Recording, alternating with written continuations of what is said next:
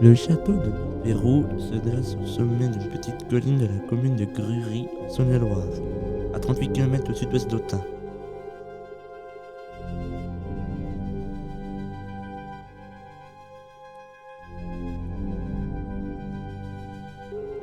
Le château de Montpérou est vraisemblablement bâti au début du XIIIe siècle par une branche cadette des Bourbon-Lancy. Il reste au Montpérou puissance famille d'officiers ducaux jusqu'en 1491 et passe par héritage au Palatin de Dio. Ils font bâtir le logis Renaissance en 1580. Le château est ainsi à la Révolution devient une simple ferme au 19 et 20e siècle avant d'être sauvé en Istrie en 1982. Les deux cheminées n'existaient pas sur la tour auparavant.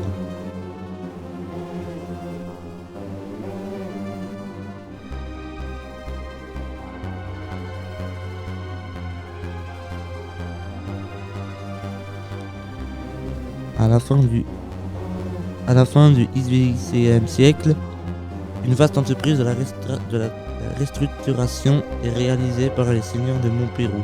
Il s'agit de mettre en défense le château par la construction d'une fosse braie au devant, du château au sud et à l'est et d'agrandir la résidence. Selon suit les dates gravées sur la lège de la lucarne centrale, ainsi sur un fragment inséré dans le mur de l'escalier de la terrasse méridionale. Cette phase de travaux a dû avoir lieu dans les années 1580, même si on ne peut exclure des aménagements antérieurs et ultérieurs. Il revient donc à Claude Palatin de Dio de l'avoir décidé peut-être à l'occasion de son second mariage en 1571.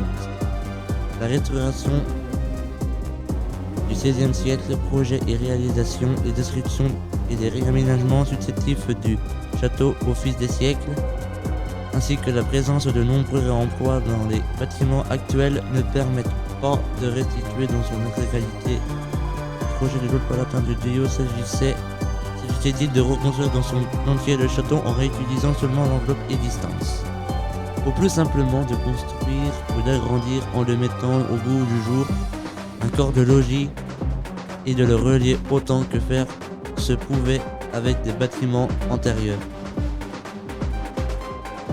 Aucun document écrit relatif à la construction du XVIe siècle, ni aux transformations postérieures. Il a été retrouvé à ce jour. Voir la partie sur les seigneurs de Montpérou, sur l'allège de la fausse lanterne.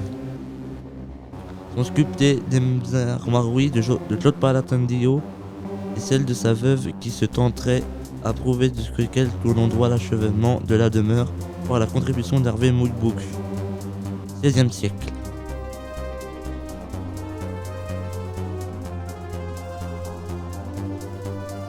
La pierre tombale de Jean de Bourbon, 1417-1424. Jean de Bourbon, chevalier seigneur de Montpérou, ne jouit pas longtemps dans la succession de son père puisqu'il mourut 7 ans après lui en 1424. L'église de Grury abrite sa pierre tombale, commandée par son fils en 1453, sur laquelle est gravée l'inscription suivante: Sigis Yann de Bourbon, seigneur de Montpérou qui dépressa le jour Saint-Georges, après Pâques. Voir les tours particulières, Jean a y représenté en armure tenant un destin d'une bannière à 6 couleurs, un lion rampant, un orle de coquilles, ses armes. On trouve son sceau en 1419 et sur 2 écussons provenant de la chapelle funéraire, sont très différentes de celles utilisées par Hugues de Bourbon en 1323. Jean Richard a montré qu'il s'agissait de fêtes des larmes anciennes et duc de Bourbon, et que le duc Louis Ier de Bourbon avait concédé en rêve en 1334 à Jean de Guy de Bourbon, Plessis. Les Bourbons Montpérou n'étaient en rien concernés par cet accord pourtant, et sont eux aussi abandonnés le vieil écartelé des Bourbons-Nancy, au profit du lion des Bourbons l'Archambault. Jean Richard y voit une trace de l'esprit clinique dans les Bourbons de la Roue.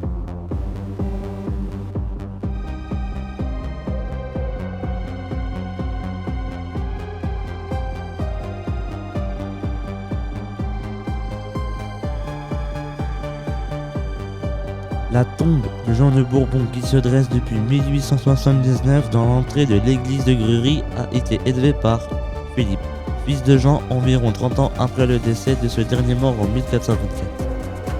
La morphologie de la plate tombe, notamment l'inscription développée sur un bisseau qui entoure l'effigie sur 3 côtés, permet de penser qu'elle était à l'origine surélevée, placée contre le mur nord de la chapelle des Bourbons. Les éléments originaux: 2 anges psychopompes, étendard bassinet. On pensait que la tombe ne sort pas d'un atelier bourguignon.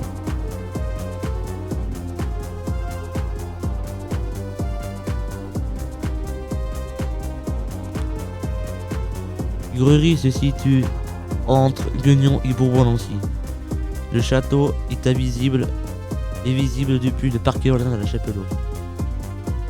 Merci de votre écoute. Fin.